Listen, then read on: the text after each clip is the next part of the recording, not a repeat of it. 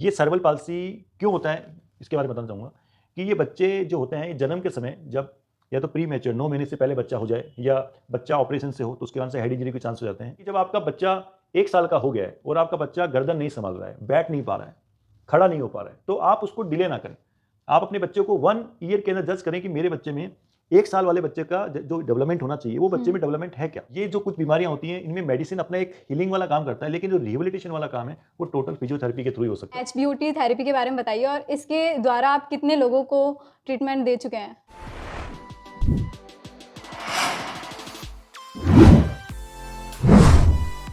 Physiotherapy में ortho और neuro क्या-क्या होता है? यस मैम, मैं बताना चाहूँगा कि फिजियोथेरेपी में 2 ही तरह के पेशेंट्स जो मेनली ट्रीट किए जाते हैं। एक होता है जिसमें उसके मांसपेशियाँ और जॉइंट्स रिलेटेड प्रॉब्लम हो, उसको हम ऑर्थो में कंप्लीट करते हैं, कंसीडर करते हैं। और दूसरा होता है जो ब्रेन से रिलेटेड प्रॉब्लम होती है, उसको अपन न्यूरो से कंसल्ट करते हैं। तो आज जैसे आप स्ट्रोक है, लकवा है, सेरेब्रल पाल्सी जो आपको बता रहा हूँ वो है, आपको हेड इंजरी है, स्पाइनल कॉर्ड इंजरी है, ये सारे न्यूरो के सेगमेंट होते हैं। इस न्यूरो के सेगमेंट में ये टाइम ज़्यादा लगता है और आपको डेडिकेशन, आपको पेशेंस, ये सब चीज़ रखनी पड़ती है। और इसके लिए स्पेस और नई नई डिवाइसेस यूज़ कर सकते हैं जो भी लेटेस्ट चल रही हैं। जैसे लाइक मैं सेरेब्रल पाल्सी पेशेंट के लिए करता हूँ तो हमारा सेंसरी इंटीग्रेशन होता है, एनडीटी अलग होता है, ऑक्यूपेशनल थेरेपी होता है, फिजियोथेरेपी होता है, इलेक्ट्रोथेरेपी होता है। तो ये कंबाइंड थेरेपी हम न्यूरो के पेशेंट्स को दे सकते हैं। तो साथ में उस जो कंडीशन पे डिपेंड करता है कि इनकी मांसपेशियाँ कैसी क्या हो गई हैं, उसके जॉइंट्स कैसे हो गए, उस पे हम वर्क करते हैं। और साथ में ऑर्थो, जो ऑर्थो बोल सकते हैं अपन मांसपेशियाँ और जॉइंट्स रिलेटेड लाइक कमर दर्द, गर्दन दर्द, रीढ़ की हड्डी में कोई जोड़ों में दर्द, घुटने में दर्द। तो उसके लिए हमारे पास इलेक्ट्रोथेरेपी होती है, एक्सरसाइज थेरेपी होती है और बहुत सारी लेटेस्ट टेक्निक्स होती हैं जिस पे हम वर्क करते हैं। वर्क करके बहुत सारी हमारी एडवांस थेरेपीज होती हैं, इनको dry needling, cupping, myofascial release, taping, उन सबको हम ऑर्थो के अंदर यूज़ करते हैं जिससे पेशेंट को जॉइंट को, मसल्स को स्टेबिलिटी देते हैं जिससे कि उसको और इंजरी नहीं हो। तो इस तरीके से न्यूरो ऑर्थो, और ऑर्थो के अंदर आपको टाइम कम लगता है और पेशेंट फास्ट रिकवर करता है। ये 2 डिफरेंस होते हैं ऑर्थो में और न्यूरो में। आज किसी का इंजरी हो गया, किसी का फ्रैक्चर हो गया, वो सब चीज़ कंप्लीट ऑर्थो में काउंट होता है। अगर जो पेशेंट इन दोनों केसेस में फिजियोथेरेपी के पास जल्दी आएगा, वो उतना ही फास्ट रिकवर करेगा, क्योंकि ये जो कुछ बीमारियां होती हैं इनमें मेडिसिन अपना एक हीलिंग वाला काम करता है, लेकिन जो रिहेबिलिटेशन वाला काम है वो टोटल फिजियोथेरेपी के थ्रू ही हो सकता है। फिजियोथेरेपी में बहुत सारी पर्टिकुलर एक्सरसाइज होती हैं, डिपेंड करता है पेशेंट टू पेशेंट। तो हमारे जो मास्टर्स होती है, जैसे मैं मास्टर्स हूँ तो मैं न्यूरो से किया हुआ है, तो उसमें आज मैं न्यूरो के पेशेंट को ज़्यादा ट्रीट करता हूँ। लकवा स्ट्रोक हो गया, सर्वल पाल्सी पेशेंट्स हो गए, तो ये डिफरेंस होता है। और आज पेशेंट्स हमारे पास डायरेक्ट फॉलो में आ रहे हैं। हमारे पहले ऐसा था कि कोई ऑर्थो या न्यूरो हमको कंसल्ट करता था, अब ऐसा नहीं है। ये रिलाइव एक इंडिविजुअल हॉस्पिटल है फिजियोथेरेपी का, और आप पर डे आप देख सकते हैं 125-150 पेशेंट आप देख रहे हैं यहाँ पे ट्रीटमेंट होता है। तो मैं ये कहना चाहूँगा कि ऑर्थो और न्यूरो के जो भी पेशेंट हो, वो आसपास उनके जो भी फिजियोथेरेपिस्ट हों, उनसे कंसल्ट करें और उसमें लेट ना करें। सर, आप जिसके बारे में इतनी बात कर रहे हैं सेरेब्रल पाल्सी, इसके बारे में थोड़ा-सा डिटेल से बताएँ? यस। सेरेब्रल पाल्सी को आप ये कह सकते हैं शारीरिक विकलांगता, हुँ। लकवा, बच्चों का लकवा, और इसको इंग्लिश में अपने सेरेब्रल पाल्सी बोलते हैं, या हिंदी में बोल सकते हैं मस्तिष्क घात।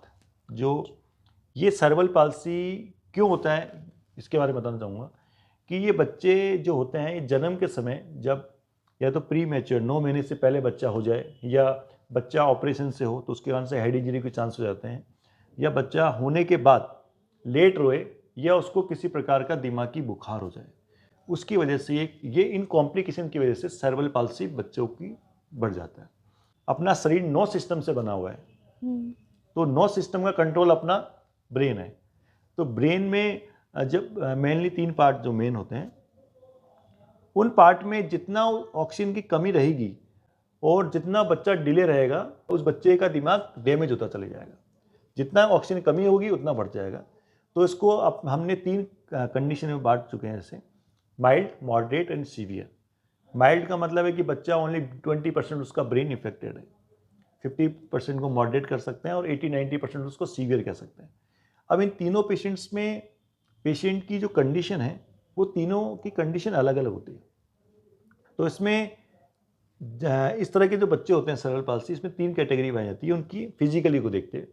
या तो उनका आधा शरीर होता है, या उनके दोनों पैर होते हैं, या दोनों पैर और दोनों हाथ होते हैं। मैं इस आपके चैनल के माध्यम से बताना चाहूँगा कि सेरेब्रल पाल्सी जो भी पेरेंट्स ये देख रहे हैं कि सेरेब्रल पाल्सी का एक इलाज है, वो है डेडिकेट फिजियोथेरेपी। और अगर वो आपने नहीं कराई तो आपका बच्चा कभी ठीक नहीं होगा, और आपने अच्छी तरह कराई तो आपका बच्चा ठीक हो सकता है। इसका रीज़न ये है कि जब आपका बच्चा 1 साल का हो गया है और आपका बच्चा गर्दन नहीं संभाल रहा है, बैठ नहीं पा रहा है, खड़ा नहीं हो पा रहा है, तो आप उसको डिले ना करें। आप अपने बच्चे को 1 ईयर के अंदर जज करें कि मेरे बच्चे में 1 साल वाले बच्चे का जो डेवलपमेंट होना चाहिए वो बच्चे में डेवलपमेंट है क्या। अगर वो 1 साल के बच्चे में डेवलपमेंट नहीं है तो इसका मतलब ये है कि आपके बच्चे में कुछ कमी है। तो उसको आप एक बताना चाहूँगा कि जैसे मैं राजस्थान से हूँ तो यहाँ पे झाड़ फूक बाबा जी ये बहुत ज़्यादा हैं।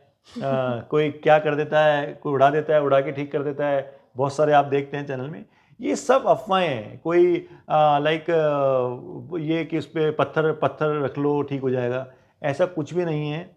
इन बच्चों को, सेरेब्रल पाल्सी बच्चों को पेरेंट्स जज करें। पहले फर्स्ट मैं बताना चाहूँगा आपके चैनल के माध्यम से, 1 साल में देखें कि बच्चे में दिक्कत है। उसके बाद आप उसको किसी भी अगर उस बच्चे को दौरे आते हैं तो आप उसको शुरू से जो पीडियाट्रिक न्यूरोलॉजिस्ट होते हैं, ब्रांच होती है आदमी, उसको दिखाएं। साथ में आपके आसपास जो भी फिजियोथेरेपिस्ट हैं उनसे वो कंसल्ट करें। इन बच्चों को अगर आपने 1 साल में इसको देखा नहीं, बच्चों को आपने ट्रीट नहीं किया, तो क्या क्या कॉम्प्लिकेशंस होती हैं। जब बच्चा 2 साल का हो गया और बच्चा गर्दन नहीं संभाल रहा है तो अब क्या कंडीशन होती है कि वो बच्चा माइल्ड होता है 1 साल में, लेकिन आपने उसको 2-3 साल तक उसको संभाला नहीं, बच्चे ने गर्दन संभाली नहीं, तो वो मॉडरेट पे पोजीशन में पहुंच जाता है। मतलब 20% इफेक्ट था, लेकिन आपने उसको केयर अच्छी तरह फिजियोथेरेपी नहीं की तो वो बच्चा मॉडरेट पे चले गया। और अगर आपने उसको 2-4-5 साल और रख दिया, मतलब बिस्तर पे छोड़ दिया, तो वो सीवियर पहुंच गया। तो सीवियरिटी पे 8 साल के जब बच्चे को फिर वापस 1 साल पे लाने के लिए आपको कितनी मेहनत करनी पड़ेगी। तो मैं आप जितने भी इस तरह के सेरेब्रल पाल्सी के पेरेंट्स हैं उनको बताना चाहूँगा कि आप लोग जब बच्चे को देखें 1 साल में, पहली बात। दूसरा, आप बच्चों को एक अच्छे फिजियोथेरेपिस्ट जो आप ऑब्जर्व कर रहे हैं उनके पास जाएं और उनको ट्रीटमेंट बताएं, ऑब्जर्व करें, असिस्ट करें। उनसे, डॉक्टर से पूछें कि मेरे बच्चे को क्या प्रॉब्लम है, क्या कर सकते हैं, इसके लिए कैसे इलाज हो सकता है। ये नहीं कि ठीक है हो जाएगा नहीं। अगर आप उस बच्चे पे वर्किंग कर रहे हैं तो आपको 1-2 महीने में कुछ आपको बेनिफिट दिखने चाहिए। अगर आपको नहीं दिख रहे हैं तो आप रॉन्ग प्रोसेस में जा रहे हैं, पहली बात। इन बच्चों में दिक्कत क्या होती है, अगर बच्चों को ट्रीटमेंट प्रॉपर नहीं चलेगा तो मैम इनका जो मांसपेशियां होती हैं वो एक तरह से बिल्कुल जकड़ जाती हैं, टाइट हो जाती है। तो टाइट हो जाती हैं तो मूवमेंट नहीं होता है, तो मूवमेंट नहीं होगा तो अपनी मसल्स में वर्क नहीं करेगी, तो जो मांसपेशियां हैं वो कमज़ोर हो जाती है। इन दोनों की वजह से ये बच्चे जिस पोजीशन में हाथ है, पैर है, उसी पोजीशन में गर्दन है, तो इसी पोजीशन में रह जाते हैं। साथ में अब ये तीनों होने की वजह से ये बच्चे लाइक टोटली बेड रिडन हो जाते हैं। आज हमारे पास रिलाइफ के अंदर मुझे बताते हुए मुझे बहुत खुशी हो रही है कि हमारे पास ऐसे ऐसे बच्चे आए थे कि जो सीवियरिटी बता रहा हूँ आपको मैंने, उन बच्चों को हमने जो 80% उनका ब्रेन वो हो गया था, 80% सीवियर पे चले गए थे, उनको हमने 0 पे नहीं कर पाए, लेकिन आज हमने उनको उनको खड़ा कर दिया है, उनको हमने वॉकर पे चला दिया है। तो इसलिए मैं बताना चाहूँगा कि जितना कोई बच्चा हमारे पास जितना जल्दी आएगा, रिलाइफ हॉस्पिटल में मैं आपको वादे के साथ कह सकता हूँ कि जो भी इस तरह के पेरेंट्स हों वो यहाँ आएँ, रिलाइफ हॉस्पिटल आएँ, और जो हमारा यहाँ का एटमॉस्फेयर है, जो हमारा ट्रीटमेंट है, हमारा जो वे है ट्रीटमेंट का, वो देखें। क्योंकि ये पेरेंट्स, जो भी इनके पेरेंट्स होते हैं, वो एक तरह से हताश होते हैं, निराश होते हैं, क्योंकि उनको कोई कहता है कि आप यहाँ चले जाइए तो वहाँ चले जाते हैं। जब मेरे पास पेरेंट्स आते हैं तो वो कम से कम भी 100 जगह जाके हुए होते हैं, और उनको पूछता हूँ तो वो कहते हैं हाँ हमने कराया था, हमने ये भी कराया था, हमने ये भी कराया था, फ़ायदा कहीं नहीं हुआ। तो मैं उन सभी उन पेरेंट्स को बोलना चाहूँगा जिनके भी सेरेब्रल पाल्सी के बच्चे हों कि वो अपने बच्चे को एक बार रिलाइफ हॉस्पिटल में विजिट करें और मिलें। आपके बच्चे में कितना प्रॉफिट हो सकता है, कितना फ़ायदा हो सकता है, मैं आपको लिख के आपको दूंगा कि इतना ही फ़ायदा हो सकता है, इतना ठीक हो सकता है, उतना आपको हम करके देंगे। और जो आपके जीवन में इन इन पेरेंट्स का जीवन बहुत ही क्योंकि क्या होता है, ऐसे बच्चे को संभालना करना बहुत भारी काम होता है, तो पेरेंट्स की लाइफ एक तरह से उस बच्चे के लिए डेडिकेट हो जाती है।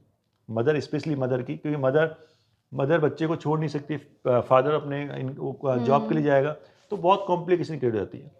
मुझे आज 13 साल हो गई वर्किंग करते हुए, और मैं बहुत खुश हूँ और बहुत अपने आप को भाग्यशाली समझता हूँ कि मैं एज ए फिजियोथेरेपिस्ट जिन बच्चों के लिए कोई भी पूरे इंडिया में इतना अच्छा डेडिकेट फिजियोथेरेपी है, इस तरह का वर्किंग नहीं कर रहा, और मुझे मौका मिला और मैं उस जगह अपना पूरा खरा उतर रहा हूँ और कोशिश कर रहा हूँ कि और भी जो इसमें और भी एड ऑन सुविधाएं हो सकती हैं।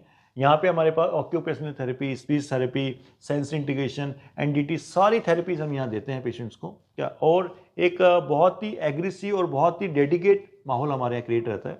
तो मैं आपको सर्बल पाल्सी इस चैनल के माध्यम से कि घबराए ना पेरेंट्स, और क्योंकि जो आप एक सोशल कॉज है ये कि इस तरह से बहुत सारे पेरेंट्स हमारे पास आते हैं कि हमको पता ही नहीं था रियल लाइफ के बारे में।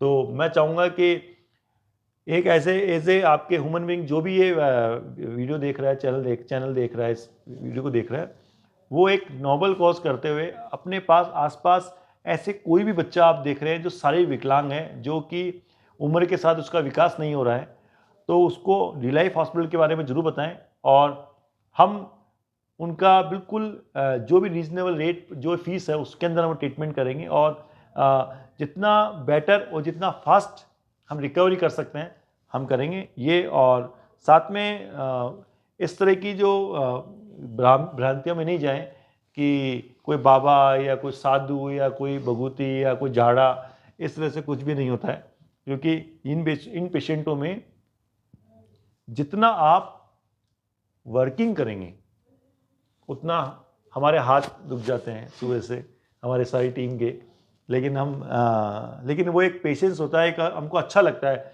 कि जो बच्चा गर्दन नहीं संभालता वो बच्चा गर्दन संभाल रहा है, बैठ रहा है, तो ये हमारे लिए एक बहुत अच्छी होती है कि एक अच्छा लगता है कि हम ऐसा कुछ कर पा रहे हैं। सर, आप HBOT थेरेपी के बारे में बताइए और इसके द्वारा आप कितने लोगों को ट्रीटमेंट दे चुके हैं? यस मैम, HBOT को अपन पूरी तरीके से बोलते हैं हाइपरबैरिक ऑक्सीजन थेरेपी। तो आज ये HBOT थेरेपी मैं इंडिया का पहला फिजियोथेरेपिस्ट हूँ जो इसके साथ वर्किंग कर रहा हूँ। तो इसको मेरे को यूज़ करने का, मैं साथ ट्रीटमेंट देने का रीज़न ये रहा है कि जो सर्वल पाल्सी मैं आपको बता रहा हूँ, ये बच्चे जन्म के समय इन बच्चों में ऑक्सीजन की कमी हो जाती है, जिसकी वजह से बच्चे का जो ब्रेन है वो विकास नहीं कर पाता है, जिसके कारण से जो ब्रेन का पार्ट होता है जो इसकी बॉडी पे कंट्रोल करता है वो पार्ट डैमेज हो जाता है। तो इसके लिए ये हाइपरबैरिक ऑक्सीजन थेरेपी मैं यूज़ करता हूँ रियल लाइफ के अंदर, और मुझे बताते हुए बहुत खुशी हो रही है कि इस मशीन के साथ में फिजियोथेरेपी में यूज़ कर रहा हूँ तो पेशेंटों में बहुत अच्छा इम्प्रूवमेंट आ रहा है, और हमने अभी तक लगभग 2000 से ज़्यादा ऐसे बच्चों का ट्रीटमेंट दे चुके हैं, और लगभग 70 से 80% हमारा सक्सेसफुल रेशियो रहा है। तो हाइपरबैरिक ऑक्सीजन थेरेपी एक सिंपल प्रोसेस होता है, एक सिलिंड्रिकल मशीन होती है, इसमें एक हाई प्रेशर के अंदर पेशेंट को एक मेडिकल ऑक्सीजन दी जाती है। तो साथ में एक साथ हमारे पास 4 पेशेंट बैठ सकते हैं, और एक ऑक्सीजन का रोल बहुत इंपॉर्टेंट होता है। लाइक ये एक सर्वल पाल्सी वाला पॉइंट हो गया। इसके अलावा जैसे सपोज किसी का घाव नहीं भर रहा है तो उस एरिया की सेल्स डैमेज हो जाती है, तो सेल्स को रीजनरेशन करने का काम आता है। साथ में अपने जो किसी को सुनने में दिक्कत आती है, आपने जिसको हो गया, किसी को किसी प्रकार का लाइक डायबिटिक न्यूरोपैथी होती है उसके लिए यूज़ किया जाता है। इसके साथ में अपन पेशेंट्स का एक स्ट्रोक के पेशेंट में यूज़ कर सकते हैं। तो FDA अप्रूव्ड बहुत सारी वो बीमारियाँ हैं उनके ऊपर यूज़ करते हैं। तो हाइपरबैरिक ऑक्सीजन थेरेपी मुझे लाके बहुत खुशी हो रही है कि मैं इस तरह का मशीन लाया, और मैं वो भी राजस्थान में लाया, जयपुर में मैंने इसको इंट्रोड्यूस किया पूरी इंडिया में, और फर्स्ट टाइम फिजियोथेरेपिस्ट होते हैं और इसके साथ वर्क कर रहा हूँ। तो मुझे एक तो लाने के साथ साथ एक ऐसे उनका ट्रीटमेंट जो रिजल्ट आ रहा है उससे मुझे बहुत खुशी हो रही है। और मैं अभी इसी चीज़ के साथ और भी सेंटर्स कि इस तरह के पूरे ऑल ओवर इंडिया में जिसमें हाइपरबैरिक ऑक्सीजन थेरेपी जो मैं यूज़ कर सकूँ। कई पेशेंट ऐसे होते हैं जो यहाँ आ नहीं पाते हैं हमारे पास हाइपर एचबीटी का यूज़ करने के लिए ट्रीटमेंट का, तो हम चाहेंगे कि उन पेशेंट्स को हम वहीं पे प्रोवाइड करें हर हर स्टेट के अंदर। तो पर्टिकुलर पॉइंट्स पे हम कर रहे हैं।